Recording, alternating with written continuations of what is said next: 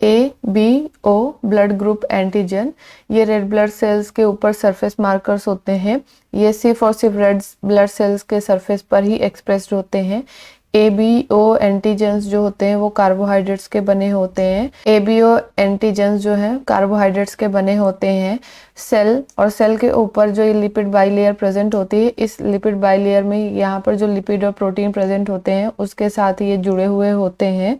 तो इस तरीके से ये सेल सरफेस के ऊपर मार्कर की तरह है।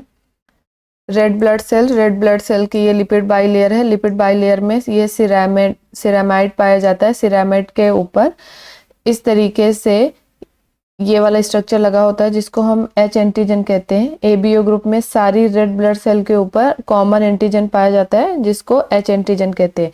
ये भी ग्लाइकोप्रोटीन होती हैं। ए और बी के प्रोडक्शन के लिए ये प्रिकर्सर की तरह काम करती हैं। तो ये जो एच एंटीजन है ये देख सकते हो कॉमन है। जब इसके ऊपर एनेस्टिल गैलेक्टोसामिन जुड़ जाता है तो ये ए एंटीजन का स्ट्रक्चर बनता है। वहीं पर जब इस एच एंटीजन के ऊपर सिर्फ गैलेक्टोज की यूनिट लगती है तब वो बी एंटीजन बनता है। इरिथ्रोसाइट की सेल मेम्ब्रेन के ऊपर इस तरीके से एंजाइमेटिक रिएक्शन के द्वारा एच एंटीजन का निर्माण होता है। ये एच एंटीजन ए, बी और ओ ब्लड ग्रुप वाले व्यक्तियों में कॉमन होता है। इस एच एंटीजन प्रिकर्सर के आगे जब एक एक्स्ट्रा एनेस्टिल गैलेक्टोसामिन यूनिट जुड़ती है तो ए ब्लड ग्रुप का निर्माण होता है। वहीं पर जब इस एच प्रिकर्सर के आगे एक गैलेक्टोज की यूनिट जुड़ती है तो बी प्रकार के ब्लड ग्रुप का निर्माण होता है।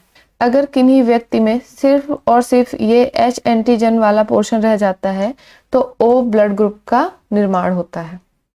एच एंटीजन जो है प्रिकर्सर की तरह काम करता है। ये लिपिड बाइलेयर में सिरामाइड के द्वारा जुड़ा होता है।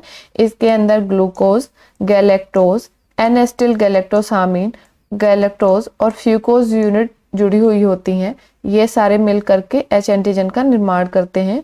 और हमने समझ ही लिया है कि ए एंटीजन हुआ तो एनेस्टिल गैलेक्टोसामिन जुड़ेगा और अगर बी एंटीजन हुआ तो आगे गैलेक्टोज यूनिट जुड़ेगी।